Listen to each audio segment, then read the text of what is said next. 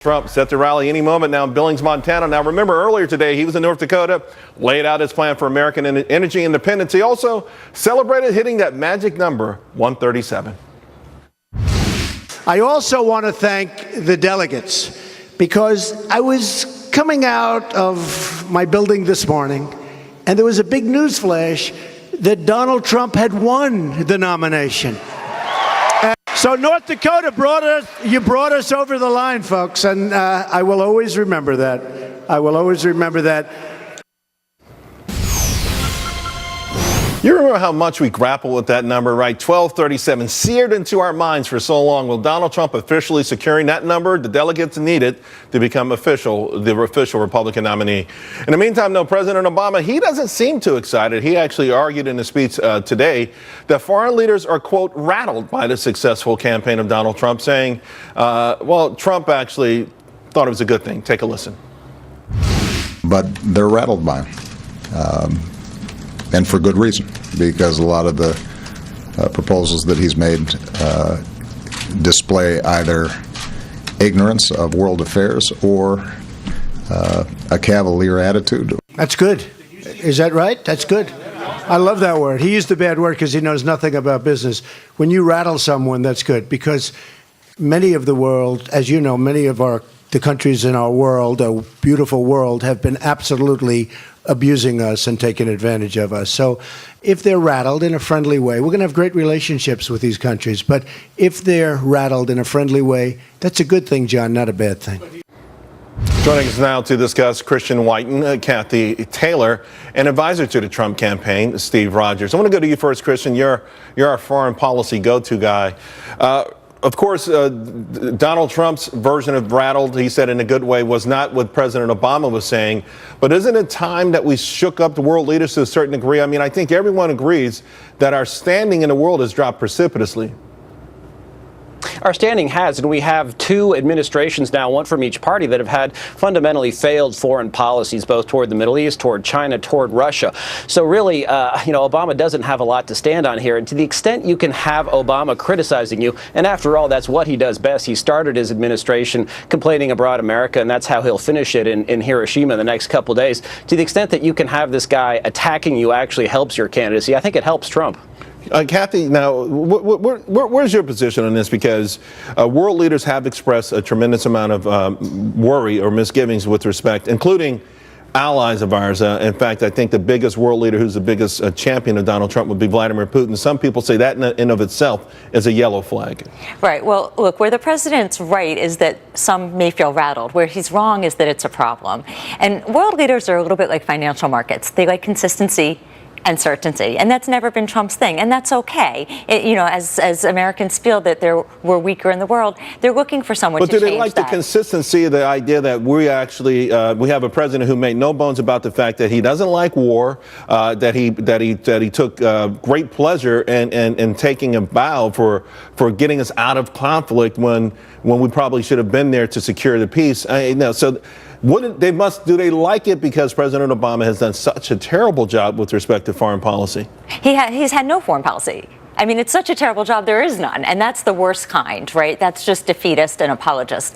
The thing that Trump will learn, and he's starting to exhibit that he's starting to understand this, is that he'll have to have a foreign policy vision that doesn't just include what we do at home for Americans, but what America does abroad. We are a great nation. We have a lot of responsibility in the world, and he'll have to start to define what that is. President Bush did that in an enormous way with the president's emergency relief plan for AIDS relief, where he saved maybe more lives than any president ever, with the Millennium Challenge account, where he helped countries develop. President Obama has nothing to show for that. Trump will have to determine what his will be, and he needs a chance to do that. I'm not going to digress on what the topic is, but I got a feeling you and Steve, not you and Steve, but you and Christian could have a good conversation about what Bush did. But having said that, we do know that Donald Trump, Steve, has run on this sort of against the traditional conservative neocon, if you will, yes. Nation building, if you will. By the same token, this is not the first time President Obama has called Donald Trump ignorant. I mean, what's the deal with that? Well, look, Donald Trump speaks from a position of strength. When he speaks of the nations of the world, the leaders being rattled in a good way,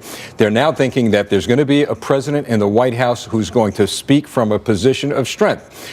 President Obama is speaking from a position of weakness. He has apologized to the entire world for being who we are, a great nation. Donald Trump, on the other hand, is talking from a position of strength. And remember, Charles, this has been the common thread through the entire campaign of Donald Trump with reference to foreign policy. We need to speak from a position of strength, and we will get the respect. And Vladimir Putin, he respects and in somewhat But fears Steve, what do you make of the idea also that Donald Trump seems reluctant, even though he says he's going to double the size of the military, he has expressed reluctance to actually unleash it, except for ISIS. So intervening in world conflicts, if we take that position, will that enable the evil parties of the world? Not at all. He is showing that he's not trigger happy. He's showing that he's going to be prudent and he's going to measure his responses regarding the use of the U.S. military, with the exception of ISIS, because he is consistent in that. He's going to decapitate them. You know, Christian, we live in a world where there are a lot of folks out there determined to do things their way. There's a lot of evil players and bad players out there. And you would suspect that at some point during a Trump presidency, he's going to be forced to make a decision. Do you see him intervening in areas where maybe the Trump who's a campaigner will be very reluctant to? It's always a possibility, but, picking up on an earlier comment, I think it's important for presidents to keep their powder dry. One of the key criticisms of the neoconservatives is that their solution is always to invade first and worry about strategy later. And that's, of course, what they want to do in Syria without explaining who they want to win, what sort of Syria they want. They want us to get involved in the Syrian civil war, and that's been rejected by Donald Trump and other characters. And another thing, I think by increasing the size of the military, you can sort of follow the path of Ronald Reagan and intervening less because you are seen as stronger. Also, you remember Ronald Reagan tried to avoid and successfully avoided getting bogged down in the Middle East, including after a number of Americans were killed in Lebanon. Instead of jumping into what was then the civil war in Beirut, he realized that the bigger threat was Soviet communism. He decided to focus on that, and he pulled out of that as a response. So, I think there is some validity and certainly some appeal to the American people if you say, let's have a bigger military, let's have peace through strength, and let's stop trying to play imperialist. There's no doubt that Ronald Reagan won the Cold War, but it cost us a whole lot of money. You've got a China that is absolutely determined to become a world power, not only economically, but militarily. And I don't know that we're going to outspend them. So how do we defeat a belligerent China? I think you need to push back. You need to start with a policy of truce. So stop pretending there's some sort of partner, which actually, again, going back to that bipartisan failure, it's not just Obama and Hillary who've been weak on China. And of course, Hillary threw human rights under the bus on her first trip there. But also George W. Bush thought in many ways that China could be a partner. So recognizing them as an adversary, having a smart military buildup that focuses on the Navy and the Air Force and moving our strength to the Pacific. When they attack us through cyber means, retaliate, create a deterrent effect, and also recognizing that the future of China ought to belong to the Chinese people and not the CCP. So talking up human rights, talking up a different future. So a combination of force and deterrence and strength, I think, would go a long way. And it'll actually surprise, I think, the Chinese government and the Chinese people to have that change in tone. Surprise them in a good way. Steve, it's interesting. I read articles where Donald Trump is actually very popular in certain parts of China. And of course, the so-called rhetoric is respected. By the same token, though, I think that'll be the next hotspot, if you will, the next major hotspot. It will be. But Charles, peace through strength is very important. A feared U.S. military, not the fear that they're going to be just these planes, these Chinese planes that buzzed our ships here recently. What President Trump, he calls you, he says, Steve, what do I do about something like this? Well, I would say this. First, the warning. And then if it happens again, then you take military action.